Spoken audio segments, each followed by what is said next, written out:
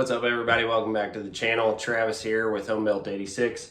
Got into a little bit of an issue with some plumbing. I'm working on a customer's bathroom, so I'm shooting this video with my iPhone. I don't have my camera equipment on me today, so we'll see how this does. But I just kind of wanted to share with you the issues that I ran into. I also tried to YouTube this valve, and I cannot find anything out there information-wise on what to do exactly with this valve, so I've pretty much had to go to my own deductive reasoning and what little bit of information that the instructions showed me.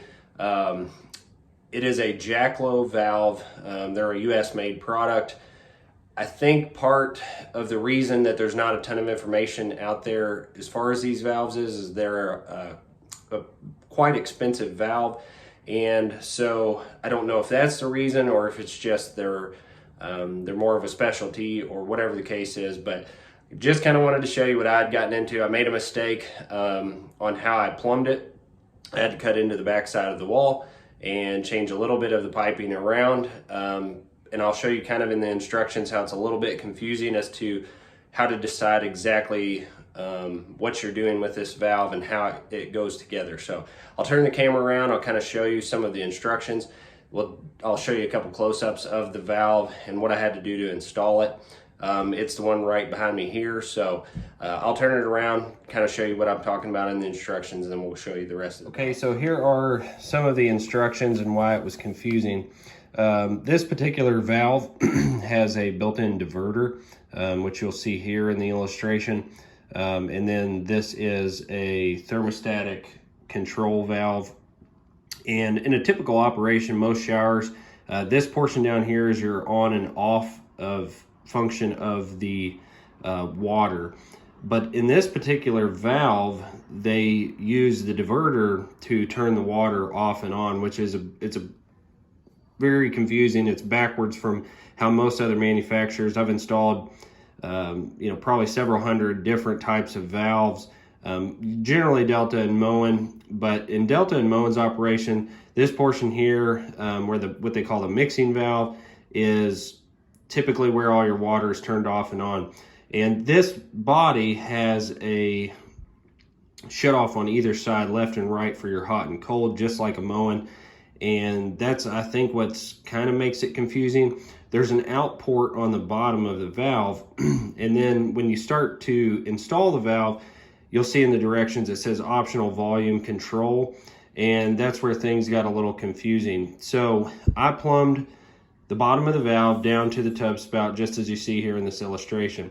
Now, thinking meaning optional for volume control, I did not realize that means if you plumb this out of the bottom of that valve and you do not have a volume control in there, you cannot stop the water from coming out of the bottom of the valve. So getting back with the company that we bought them from, this particular valve has a 3-function diverter on the top, and it showed you which portion of the diverter to cap off if you only have 2 functions.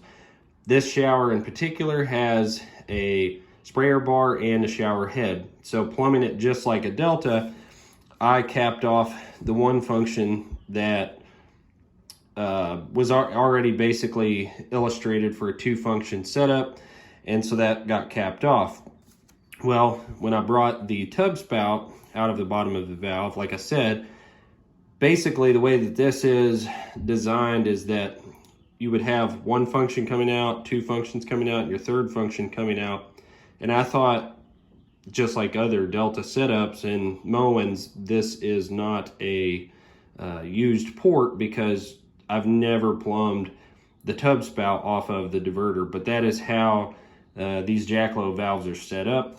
So you will see in this illustration, it says if you do not have a use for this port, I guess, or it's not required, that it must have a volume control or plug that is not supplied. But when I was installing it, looking at this, it was, again, trying to use deductive reasoning and not spend too much time on the installation of the valve.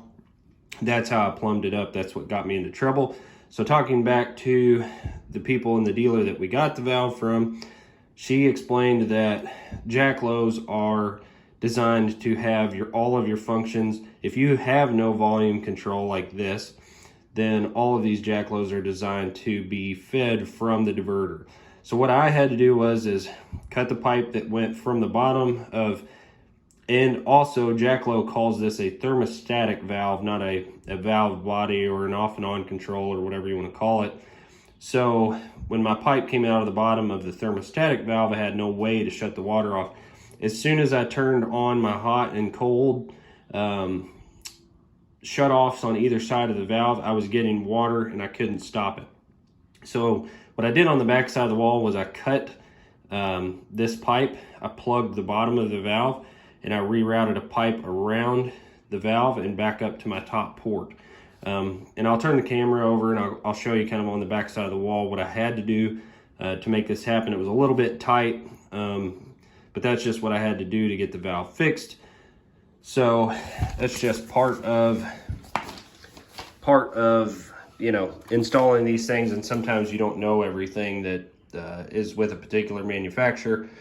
And then these are the installation instructions for all of your trims and things that go on the valve, and I just wanted to quickly hit on it. It's very hard to discern exactly how these trims go on, and I'll show you why it's a little confusing. All you really get is an exploded diagram of these parts, and it really doesn't give you any information as to what you have to do. So again, I'll show you what was confusing as far as the valve. So this is what the valve basically looks like installed. Again, you can see that there's numbers on this because this is only a thermostatic valve. It will not open the water.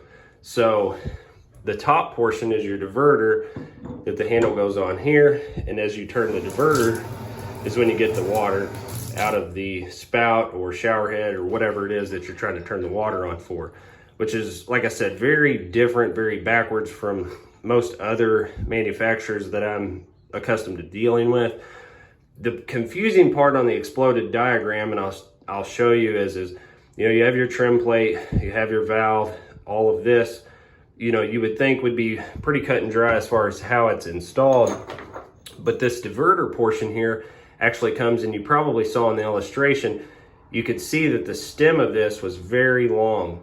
I'm not sure as to why they make the valve like this, and it says nothing in there about having to cut it off. But again, using deductive reasoning, I could pretty much figure out that I had to cut this back. There's this threaded portion here that this collar threads onto, and then this spline section here that the handle actually goes onto. So again, having to be very careful and diligent, I had to cut this stem back. I couldn't find anything in the instructions that explained that. Maybe I overlooked it, I don't know. So it's a little bit confusing. Like I said, if you get into one of these valves, the best I can tell, this is what you have to do to install it. I still have to put the tub spout on here. I still have to put the shower wand bar on here. I've got the shower head on. And I'll kind of take you around the back side of it. So again, you can see this is the portion I was talking about. I had my pipe coming straight down, feeding my tub spout. And then of course you can just see the top of the diverter. I had this capped off. So what I had to do was, luckily too, my blocking, the top port was the one that I capped off, and I could get to it with my crimpers. So basically I just took that stop off, routed this pipe around, and came back down, tied into my tub spout, so that now everything functions like it's supposed to. I have to patch this section of drywall, but that's the way things go. So just kind of wanted to share that information with you. Hopefully this video comes out okay. Like I said, I haven't shot any videos on my phone, so we'll see how it does. But just wanted to share that information with you, kind of show you what I had ran into, my mistakes and mess ups. You know, hopefully, I don't know how many people out there are installing these types of valves, but hopefully it will help somebody, because I couldn't find any information on it. So that's pretty much it. I just want to share that with you. We hope everybody's doing well. We appreciate you checking out the channel. If you like these videos, please like, share, and subscribe. We appreciate it. We look forward to seeing you on the next video. Take care. Have a good day.